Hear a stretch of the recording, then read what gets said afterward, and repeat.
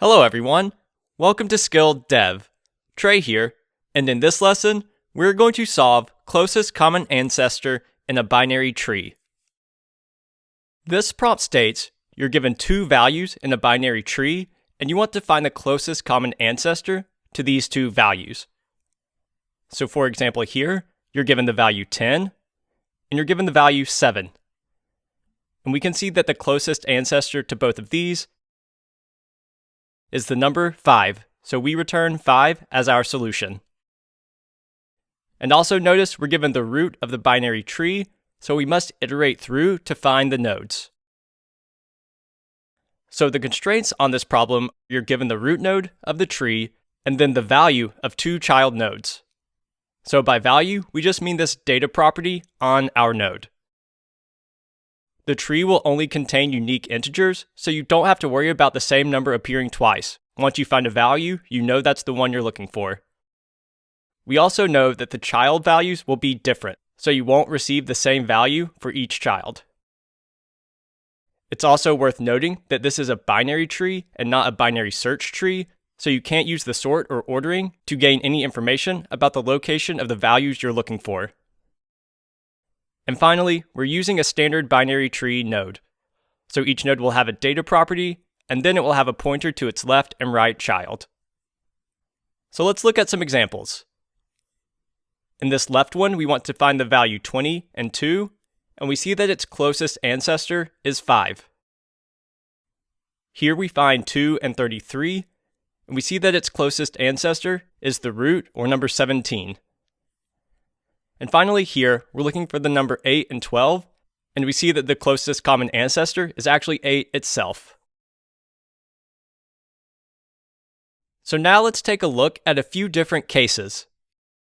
We know that nodes can have many ancestors, but we only care about the one that is common between them and the closest to both children. So for example here, 1 is an ancestor of 20, but it's not an ancestor of 2. 5 is the closest common ancestor between 20 and 2, so that would be our solution. However, 17 is also a common ancestor between 20 and 2, but it's not closer than the number 5. And then on the right side, we have 33 and 12.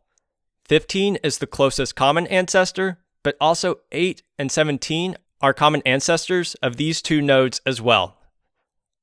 So we have a lot of ancestors in the tree, but really what we're trying to focus in on is the closest one that is common to both. And maybe on the flip side of that, 15 is an ancestor of 33, 1 is an ancestor of 20, but they're not common ancestors. So the closest common ancestor between this 20 and 33 is the root node. So then the way we find this common ancestor, it's the point where the paths split. So if we go back to our left example, we said that 17 is a common ancestor between 20 and 2, but it's not the closest. The closest is the number 5, where its left path goes to 20, and its right path goes to 2. So the point where it splits, and they take different paths, is the point where you'll find the closest common ancestor between two different nodes. So with 17, the root, they are both on the left path, so we know that it's not the closest to both of these nodes. However, the root is guaranteed to be a common ancestor of all nodes. So we see here, 2 is in 17's left path, the root, and then 33 is in 17's right path. Because they're both in different subtrees to the root itself is the closest common ancestor to these two nodes. But for every node in the tree, it's all a shared common ancestor. And finally, a node can be an ancestor to itself and the other child. So we need to handle this within our solution. And we saw this when we were looking for the number 8 and 12. 8 is the common ancestor to itself and its child. So the information we're actually given is limited. All we know is the root node and then the two child nodes we're looking for. So at best, we start at the root and then must traverse all the nodes until we find these values that we're given. So it's impossible to find the common ancestor until you find these child values. So for example, here we start at 17, then we go down to 5, then we must traverse down to 20 and 2 before we can realize 5 is the common ancestor. we know nothing about its children until we go past it. So we said the closest common ancestor is where the paths split, but if you traverse down to the children, the closest common ancestor from that perspective is when you go backwards through your list. After you find them, it's the point where those two values converge. So where both the left path and the right path found a child node. So with that, we've kind of backed into the definition of what it means to be a closest common ancestor. So when you traverse downward and find the child node you're looking for, the point where they reconnect is the closest common ancestor. So let's say we were looking for 33 and 12. When the path diverges left and right, we find the child nodes, then we return to 15, find that it's the closest common ancestor, and that would be our solution. Every node above it is still a common ancestor of those two nodes, but for 33 and 12, the closest is the point where they diverge, or after we find them, the point where they reconverge. So really, we've discussed the logic that we need to use to find the child nodes and then reconnect them to find that closest common ancestor. Let's walk through an example now. So we start at our root node. That's all we're given. Starting from here, we must traverse all the nodes in the tree. An obvious choice is that we'll use depth-first search because we want to go down into the tree and find those child nodes before we can find their common ancestor. We're looking for the values 7 and 33, so let's iterate through the nodes and see if we can find them. First, we start with the left subtree. We go left, left, left. We hit null, a leaf node. We didn't find either of the children, so we just return null. Now we go right. When we hit the node 8, we need to traverse left and right. So we go left, left. We did find a child. So now what we want to do is return this child's value. This indicates that we found one of the children we're looking for. So we return that up the tree, and then we get back to the point where it split. Then we traverse down the right side.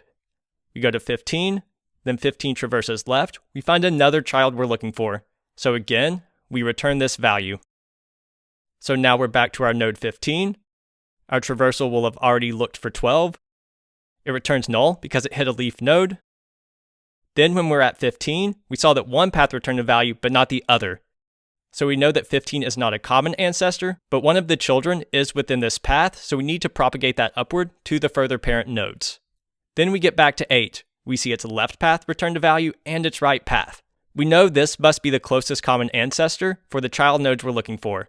So this is going to be the solution. So now we need to return 8 up the tree and get that back to our root node and return it to the user. We see that the left subpath returned null, the right subpath returned a value, so now we just continue to return that upwards, and we see that 8 is our solution. So what did we do? We walked down through our tree until we found one of the target child nodes. Then once we found this node, we propagate that value upwards. We need to check both the left subpath and the right subpath before returning back upwards from a current node. This is what allows us to determine if it's the common ancestor or if it just needs to propagate the fact that it found a single child node upwards. Then once we find the node that had both a left path and a right path that returned a value, we return this node's value upward because it's going to be the solution. So how can we do this? How can we traverse downward deep, check all the values, and wait until all those values return? And the best way to do this is a recursive post-order traversal. This is going to be a depth-first search, so it goes deep, but with post-order traversal, it doesn't check the current node or the middle node until both of its paths return. This is exactly what we want when we're trying to determine if both the child was in its left and right path. So we're using depth-first search. We're going deep before we go wide. Post-order means you reach the leaves before you visit the current node, so this allows us to find all of its children before checking the solution of the current node. And the reason we're using recursion is because it's simply a combination of sub-problems. Each node is treated the same in that it checks its children and then compares those values with each other and returns appropriately. And then finally, with recursion, we always need base cases. In this case, they're pretty simple.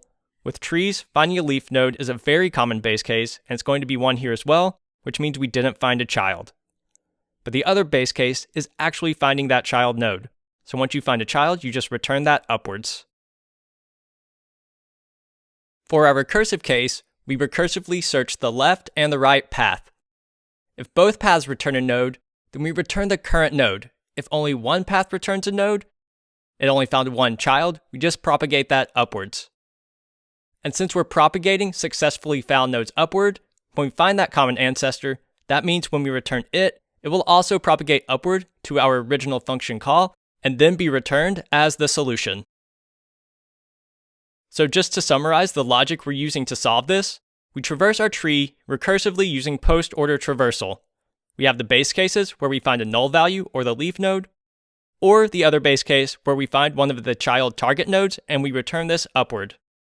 Our recursive case is just checking the current node's left path and right path, and if they're both found to be successful, we return the current node. Otherwise, we'll return a child node if either was successfully found, and if neither was found, we return null, indicating that neither child was in this path. The complexity for this problem is O of n linear time and linear space.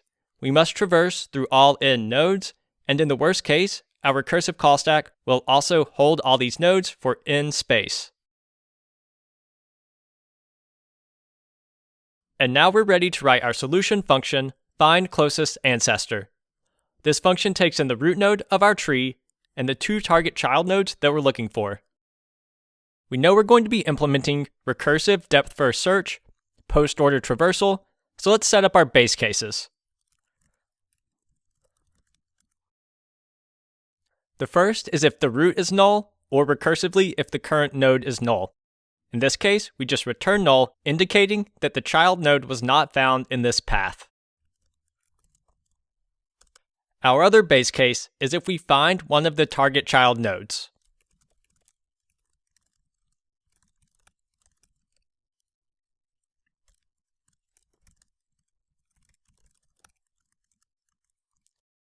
So if the current node's data is first child or second child. If either is true, then we just return the current node. Now we perform our post-order traversal. So this means we recursively go deeper into the tree before we check it at the current node.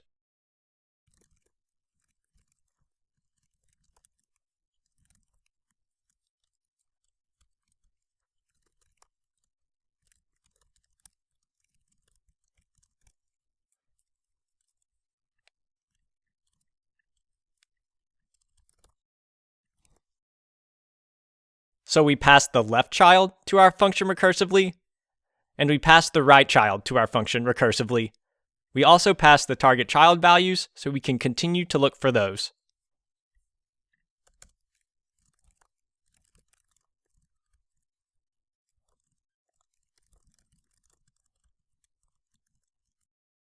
And now that we've returned from our recursive traversal, it's time to use the result in the current node. First, we check if the left and the right result are not null. This means they both return a value, and this will only happen once. It means we're at the closest common ancestor. So when both are not null, and we know we have the closest common ancestor, we just return the current node. If they both aren't null, then that means at most one can have a value, or they both are null.